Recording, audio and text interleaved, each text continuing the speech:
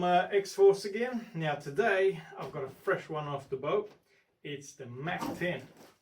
Highly anticipated, I think for about 12 months. I think maybe even longer. There was a few pictures roaming around the internet a while ago with the Mac10 coming out. Everybody was expecting it, so basically 2019 was the year and it wasn't. So we finally got it. Probably not what a lot of us expected. I certainly was expecting maybe a little bit more. Now it is a small blaster. You could basically say it's really a pistol. SMG sometimes tend to be fairly small, and this one's probably the smallest of the lot. Alright, so in there you get obviously your blaster, mag, and a suppressor. You also get your bottle, safety glasses, and probably about, I don't know, maybe 5,000 gels in there. Alright, so there's not a lot to it. It's a fairly simple blaster. Construction of the body is basic as basic gets. Fairly sort of ordinary in the sense of, you know, style and everything. It's basically a box with a mag. Alright, so the suppressor. Now these things I always have trouble with a little bit. It's reverse thread, so don't try and thread it that way. Thread it, you know, screw it in this way. Alright, so I mean, it's not all bad. Now it's a pretty cool little blaster, so it's just, I find it a little bit awkward even for a small blaster. You kind of see why guys are shooting it like that, getting all gangster and stuff. But as a sidearm, I think it's pretty cool. I wouldn't do this one as a your main, because it's just, yeah, you just wouldn't do it. All right, so body construction, look, not bad. I would say it's nylon by the looks of it. Not super, but I mean, for the price, we're retailing them at about $130. At $130, it's pretty good. It's there around about the same with the Desert Eagle, and I gotta say, I would pick that over the Desert Eagle. Obviously, mag capacity, able to you know, put bigger batteries without issues. The battery space is actually quite decent, and you could put fairly large battery in there, squarish. I'm just running a 7.4. You could run an 11, and we have. My worries with an 11 is the possibility of stripping gears. That's just me. I'm just telling you guys, if you put an 11 and you strip your gears, I don't think there's warranty with that. So stripping gears is a bit of a, yeah, no. Doesn't say on here what battery comes with. This particular one didn't come with a battery. Some of these guys don't bother putting batteries. I have talked to the supplier and they're going to send us some, but we will send batteries with them.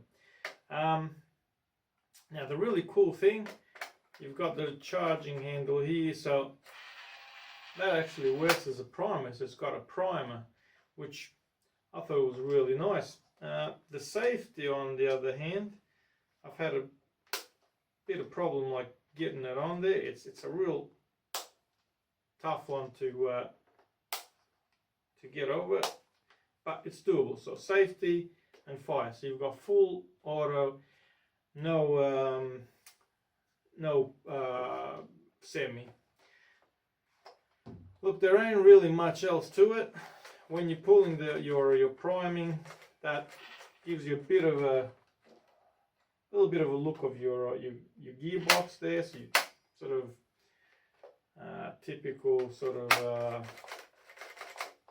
blowback style stuff, but it doesn't really do much. It does have a little bit of decal here, not the greatest, pretty sort of average. Now one of the things I need to sort of point out, so your magazine, your mag release is here, which is actually quite handy. You could, you know, when you go for your magazine, you just put your thumb there and release it, so it's actually not a bad one. The magazines, and I know a lot of guys have pointed out, oh, we all expected it, and it was, you know, I was getting all excited. Magazines are not the same as a Vector, and I will just quickly show you guys. So, Vector magazine and Mac magazine. So you Mac straight up the top, firstly. Also, that's about the same there. Now the big thing is it's where it catches, and how far it goes in. So you see the Vector has sort of an angled edge there. This is straight, and the Vector actually, I believe, the mag catches up here. This one's here. All right, so quite different. I mean, they do go in, but that's about it. All right, so Vector mags don't work. Maybe they can be made to work, but as far as I can tell, it's a no.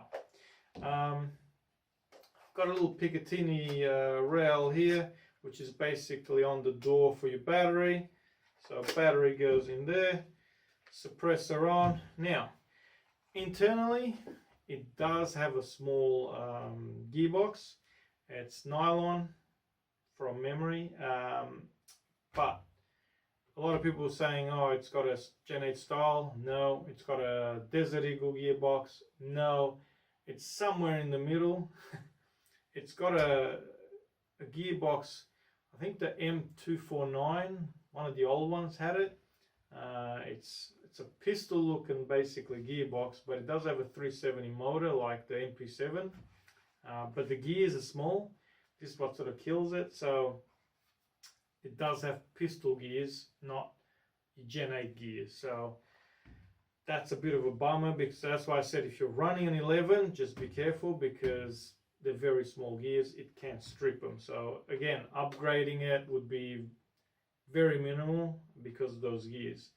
Possibly putting just a small spacer behind your spring, or we might try some of our pistol springs, but at this point there's not a lot going on.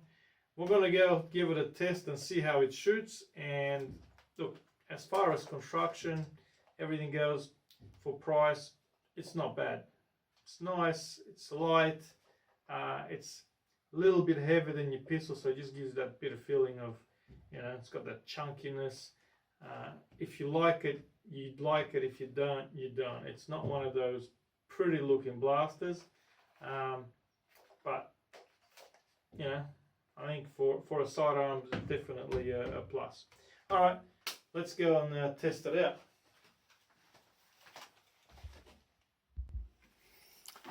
All right, so back at our range, a good sort of 11-12 meters there. I'm gonna run, same as the door is the same as the Vector. I'm just gonna run this with some Milkies. I don't have some fresh brewed gels, unfortunately, so it might not give the most accurate reading, but it should be all right. The Milkies are, you know, known for sort of consistency, and depending on your barrel, if you're running a, I don't know what they're running, a 7.4 or 7.5, they can tend to lower the FPS a bit, but should give us a good indication. So prime it.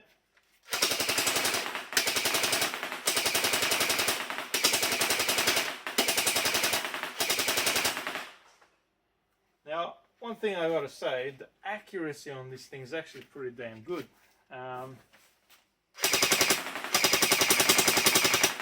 can pretty much hit right around that little orange circle constantly. It is just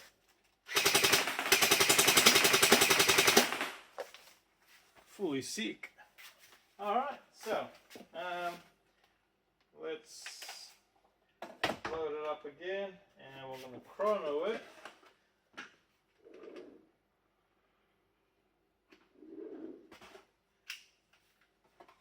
And so you guys can see what it's doing.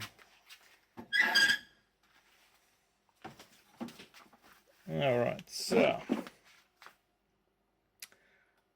how am I going to do this? I'm just going to show you.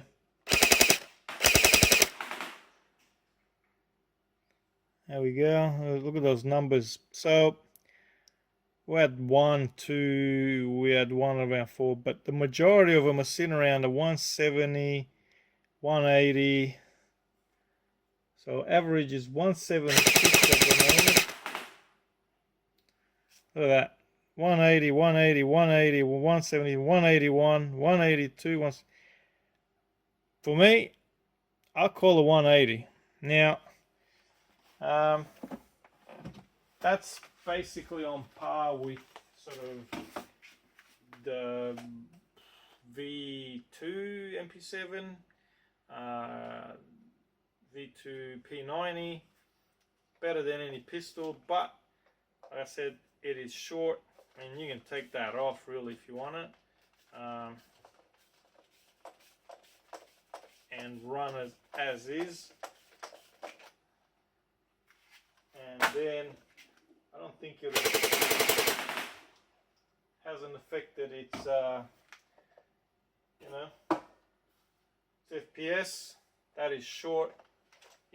Whack that in probably, yeah, I don't know if you're going to put it into a pistol. But if you had a sling or something, you could definitely have that on you, no problem. Sidearm. So my impression, look, cheap construction in the sense of finish. It is a bit average here and there, so you can sort of see where they've they've taken it off. There's sort of flappy bit of plastic there. I see the writing. It's not flash, but it goes alright. And it does have your mag prime. It's got your safety. The mag's actually a decent capacity considering the size. Look, what can I say? It's shooting well. Sidearm, definitely bonus.